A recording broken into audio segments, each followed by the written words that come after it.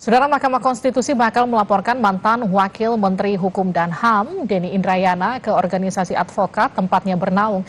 Hal itu disampaikan MK sebagai respon atas pernyataan kebocoran putusan uji materi soal sistem pemilu yang sempat diungkapkan Denny. Bagaimana respon Denny Indrayana? Kita akan sapa Denny Indrayana dan juga pakar hukum pidana Jamin Ginting. Pak Denny, Pak Jamin, selamat petang. Selamat malam dari Melbourne. Selamat petang dan malam, Mbak Livi. Oke, selamat malam Pak Denny. Jauh-jauh dari Melbourne, terima kasih sudah meluangkan waktunya. Saya ke Pak Denny dulu ya Pak Jamin. Pak Denny, Ya. apa reaksi Anda soal rencana MK melaporkan Anda ke organisasi advokat? Pertama, responnya bukan itu dulu lah. Responnya, Alhamdulillah, Mahkamah Konstitusi sudah menguatkan dolar rakyat. Jadi putusan MK ini dalam forum satu meja Kompas TV sudah saya sampaikan menjawab pertanyaan Mas Budiman Tanurejo. Saya justru berharap informasi yang saya dapat itu berubah dan MK tidak jadi memutuskan sistem tertutup. Nah, itu dulu. Jadi hari Oke. ini MK menguatkan dolar rakyat karena kita tahu 80% menurut survei indikator rakyat ingin sistem proporsional terbuka.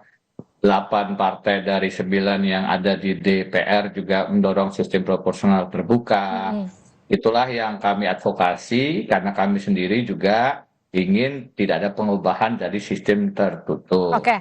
Itu dulu yang pertama. Alhamdulillah dulu. Kalau yang terkait dengan lain-lain itu sudah hal-hal yang menurut saya ya alhamdulillah kita bisa mendorong MK lebih cermat, lebih sesuai dengan aspirasi. Risiko-risiko pelaporan dan segala macam tidak terlalu merisaukan saya. Itu nggak merisaukan Anda, yang penting proporsional terbuka aja udah diputus MK begitu ya Pak Denny ya? Ya karena begini Mbak, sudah saya katakan berkali-kali ya, MK ini kan putusannya final and binding. Dalam putusan terkait dengan perpanjangan masa jabatan pimpinan KPK yang baru lalu saja, itu kan logika-logikanya kacau balau. Dan kita tidak bisa melakukan koreksi karena dia tidak ada ruang upaya hukum lain. Maka cara kita untuk berkontribusi, mengawal putusan MK agar tidak kemudian mencederai dolar rakyat adalah sebelum putusan dibacakan. Mas Denny, ini ternyata tadi dikatakan dalam pengantarnya narasinya meleset. Itu kan kalau logikanya putusan MK-nya tidak sudah diputuskan kemudian tidak ada perubahan. Ya. Jadi menurut Anda ini ada perubahan setelah diputuskan karena Anda membocorkan ini ke publik, begitu Pak Denny? Bukan begitu. Saya ingin katakan, bukankah logika yang lain dan tidak bisa dikatakan betul atau tidak, sebetulnya adalah setelah banyak orang kemudian memberikan masukan, banyak perhatian, bukankah ada kemungkinan juga memang putusannya bergeser? Saya tidak mengatakan itu yang terjadi, tapi logika itu juga tidak boleh ditutup dong sebagai salah satu kemungkinan yang terjadi. Tapi apapun dan begini, kalau dikatakan RPH-nya belum, dikatakan komposisinya tidak 6-3. Ya. Logika-logika semacam itu sebenarnya logika yang formal, logika yang naratif. Hakim-hakim MK ini 9 hakim ini hari-hari berkumpul, masing-masing tahu arah kemana logikanya, ideologi putusannya seperti apa. Jadi saya katakan, kalau di Mahkamah Agung Amerika Serikat, kalau dinominasikan oleh presiden dari Demokrat, maka hakim agung itu cenderung progresif liberal, cenderung setuju aborsi dan seterusnya. Kalau dinominasikan presiden Republik, maka dia cenderung konservatif, cenderung menolak aborsi dan seterusnya. Jadi kita bisa sebenarnya memetakan secara ilmiah akademik bagaimana kecenderungan putusan hakim. Dan kalau kemudian itu meleset atau tidak, ya dinamika sebelum putusan kan terjadi. Jadi apapun putusannya, hari ini saya bersyukur karena memang sesuai harapan saya, MK tidak memutuskan sistem proporsional tertutup, tetap menguatkan sistem proporsional terbuka, karena itu sebenarnya open legal policy, dan saya khawatir kalau tertutup justru membuka ruang gridlock, deadlock, buntu, karena DPR menolak, sehingga pemilu bisa tertunda. Karena itu, putusan hari ini yang menguatkan sistem proporsional terbuka adalah putusan yang harus kita syukuri. Persoalan-persoalan lain itu sampingan yang mudah-mudahan riak-riak yang ya namanya demokrasi pasti. Tapi riak-riak yang kemudian dilemparkan oleh Anda, orang yang tidak biasa, mantan Wamenkumham, yang kemudian menginformasikan bahwa itu informasinya A1, sampai kemudian ada tanggapan. Saya ralat. Anda tidak mendengarkan apa yang saya sampaikan. Pilihan kata saya itu sudah sangat harusnya diksinya diperhatikan. Satu, saya mengatakan mendapatkan informasi. Teman-teman masih menggunakan istilah bocoran. Saya tidak mengatakan mendapatkan bocoran. Dua, saya katakan MK akan memutuskan. Memang belum ada keputusan. Sehingga tadi dikatakan ini kan belum RPH. Memang belum. Sehingga bisa berubah. Yang ketiga, Anda mengatakan istilah A1. A1 itu informasi rahasia intelijen. Saya sengaja tidak menggunakan istilah itu. Itu secara sadar saya tidak menggunakan istilah itu. Itu istilah yang ditweet oleh Prof. Mahfud. Dan saya menggunakan istilah dari informasi yang kredibel. Setelah saya jelaskan, bertelepon ke Prof. Mahfud, setelah saya jelaskan, kami berkomunikasi. Agak lama. Menjelang acara satu mejanya dengan Mas Budiman, BDF, maaf, paham, oh berarti tidak ada kebocoran rahasia negara. Jadi bagaimana Pak Mahfud? Ya sudah, santai-santai aja dulu. Jadi poinnya, kalau kemudian di publik dibahasakan sebagai bocoran, satu, saya tidak bisa melarang orang membahasakan dengan pilihan diksinya masing-masing. Tapi pilihan diksi saya jelas, saya mengatakan informasi yang kredibel, MK akan dan belum memutuskan, serta ini adalah pilihan yang sadar saya lakukan untuk mengawal agar MK pada saat memutuskan mudah-mudahan sejalan dengan sistem proporsional terbuka. Betul itu yang terjadi. Baik, saya ini lemparkan ke Pak Jamin. Pak Jamin, kalau menurut Anda langkah MK untuk melaporkan Denny Indrayana seperti apa Pak Jamin? Karena kan sudah terbukti ini bukan rahasia negara yang bocor. Lalu kemudian apa yang dilaporkan MK? Ya, terkait dengan ini kan terkait dengan status dari Prof. Denny ini sebagai pengacara juga kan. Jadi sebagai lawyer, dia bernaung di bawah pradi yang mana? Karena kita tahu juga di Indonesia ini pradi ada 3 ya, yang masing-masing. Oh, KAI. Oh, bukan pradi ya? Ke KAI. Nah, nanti laporan ke KAI inilah yang akan dibicarakan oleh Dewan Kehormatan di KAI. Apakah menyalahi ketentuan kode etik advokat, karena kan setiap advokat di Indonesia itu kan mengacu kepada undang-undang advokat.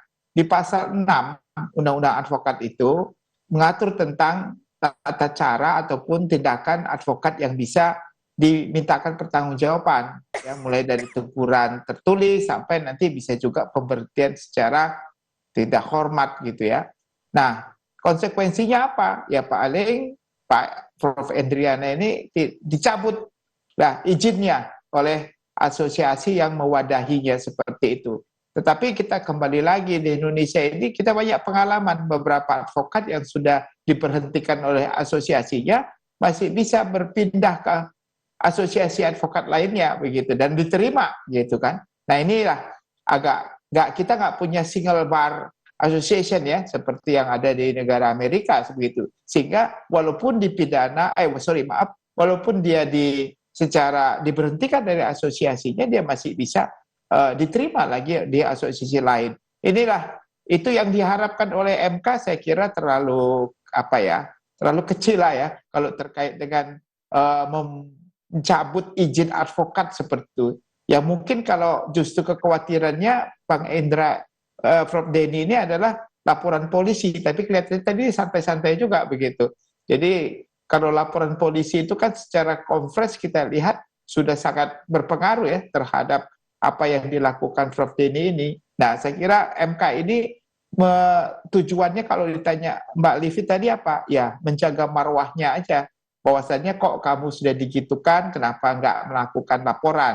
Dengan adanya laporan ini setidaknya ada suatu menjaga wibawanya, dia melaporkan ini begitu. Tapi juga kenapa nggak dilaporin dari ketika Prof Denny ini menginformasikan itu ya? Kenapa baru nunggu putusan MK baru dilaporkan? Ya, karena apa yang diputuskan itu kan berbeda dari apa yang disampaikan oleh Prof Denny. Jadi dia ingin menegaskan kalau Prof Denny itu salah dalam saya nggak tahu apakah menganalisis atau mendapatkan informasi ya. Bisa aja hasil dari analisis dan segala macam atau informasi yang didapat ternyata dia salah dan itu merugikan contohnya Mahkamah Konstitusi. Nah, itulah yang dilaporkan. Tapi sebenarnya ini lebih pada etik ya, etik profesinya begitu, bukan dari substansi apa yang disampaikan begitu Mbak Livi. Prof, tapi intinya gini terakhir buat Anda, apapun yang akan ditempuh MK Anda siap ya Prof? Mbak, pertama saya mengapresiasi, ada dua apresiasi saya kepada MK. Tidak selalu kita mengkritisi ya. Satu, putusannya ini salah satu putusan yang mudah dipahami, runtut, dan komprehensif. Itu harus diakui.